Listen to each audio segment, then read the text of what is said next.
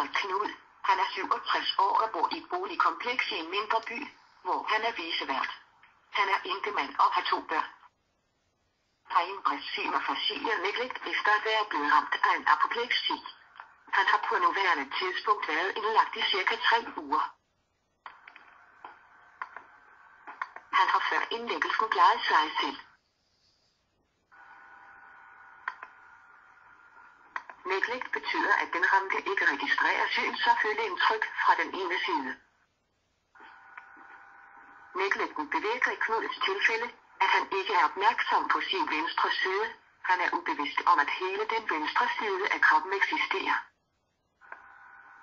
Han kunne godt gå og være i stand til at bruge venstre hånd, hvis han blev gjort opmærksom på det. Afasien bevirker, at Knud ikke forstår det, der bliver sagt til ham. Han hører, hvad der bliver sagt, men han kan ikke omsætte det, der bliver sagt inde i hovedet.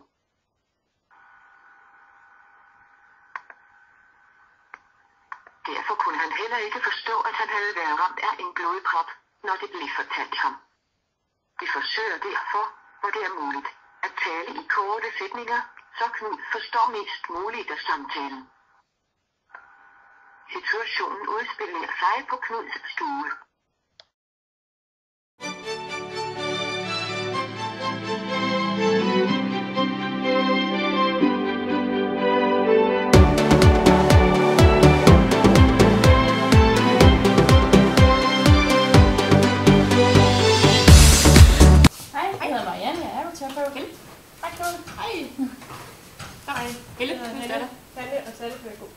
Hej.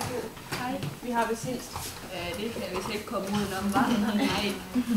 Ej, I har set nok til hinanden i hvert fald. Ja.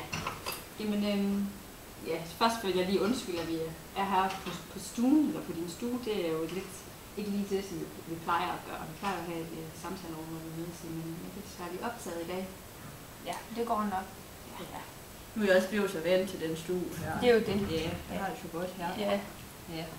Men grunden til, at vi er her i dag, det er, fordi vi skal finde ud af, hvad planen skal være for dig i fremtiden.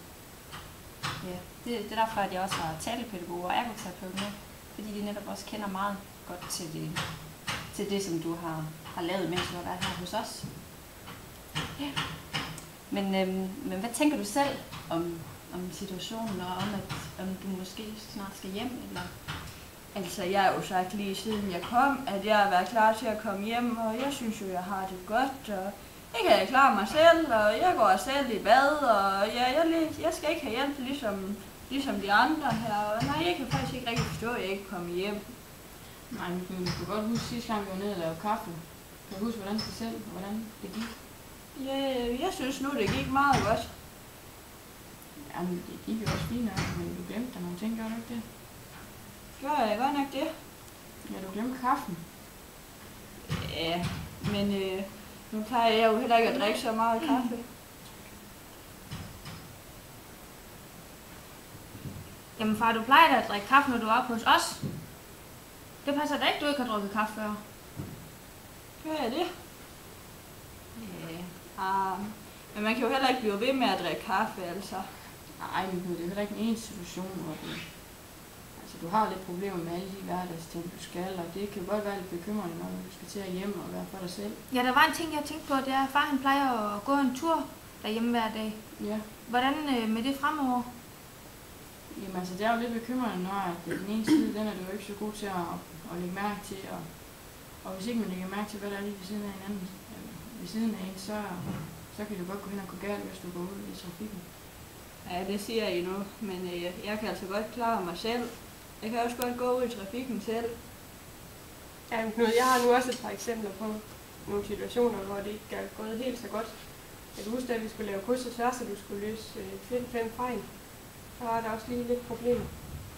Ja, men det er jo også sådan noget, børn de plejer at gøre. Altså, jeg kan jo godt finde ud af det, men ja, jeg synes ikke rigtigt, jeg gider det heller ikke.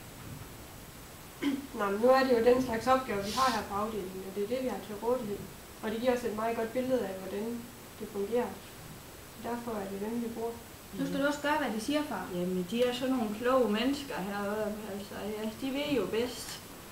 Ja, Knud, vi vil jo dig det bedste, og vi ønsker kun, at det skal gå dig godt jo.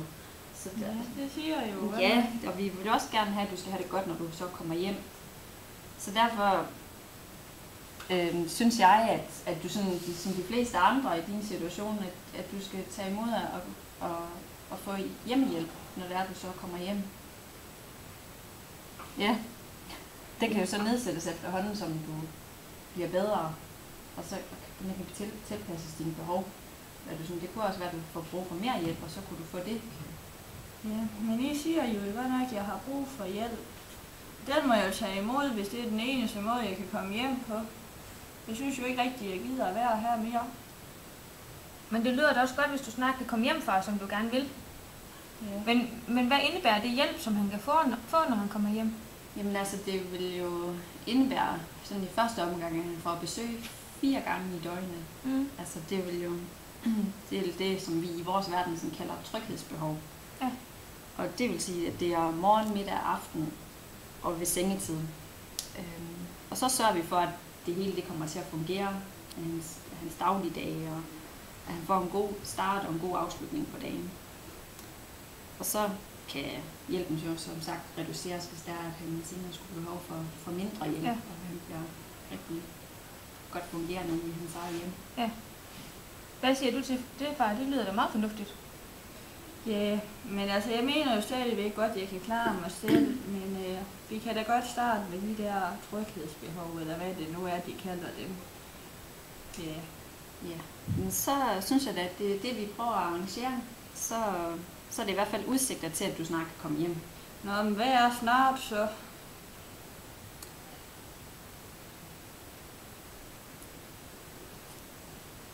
Det er jo lidt svært at sige, hvornår snart det er. Det er jo, hvordan det kan arrangeres med hjemmeplejen, når de har tid og sådan nogle ting.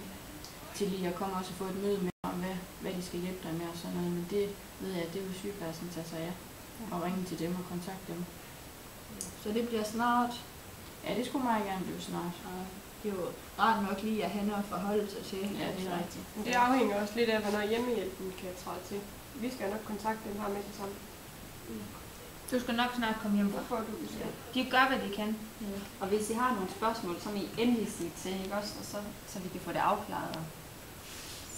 Så skal vi nok sørge for, at der ikke er nogen. Altså det er jo jeg, der har en masse spørgsmål. Jeg har jo ikke rigtig nogen, altså. Så ja. Jeg synes vi har fået rimelig godt svar på det, vi skulle høre om. Det er godt. Ja. Men så er det, vi gør. Vi sætter de ting i værk, som vi har aftalt, og så snakker vi jo ved senere også. Ja. Ja, det skal I nok få at vide, når der er, at vi gerne vil snakke mere igen. Og I går i gang med processen nu? Og det gør vi nu. Ja. Det lyder godt. Ikke far? Jo. Ja. Det er godt. Ja, så er det godt. Tak. Vi ses igen. Ja, lige måde der. Tak for hjælpen. Selv tak. Det var da meget fint. Ja, det var noget andet så tosset end der. Nu kan jeg snart komme hjem. Ja, det bliver dejligt. Ja, så kan du jo altid komme og lave kraft.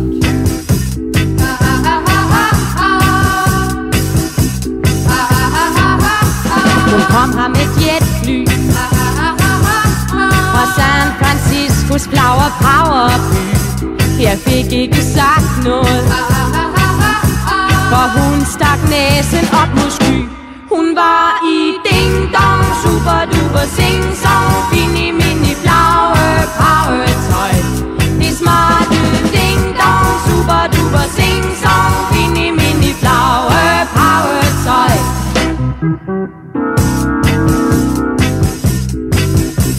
Jeg løb gennem byen, jeg søgte i hver shop og tøjbutik. For mig var det lykken, hvis jeg det samme udstyr fik. Helt ægte ding dong, super duper sing song.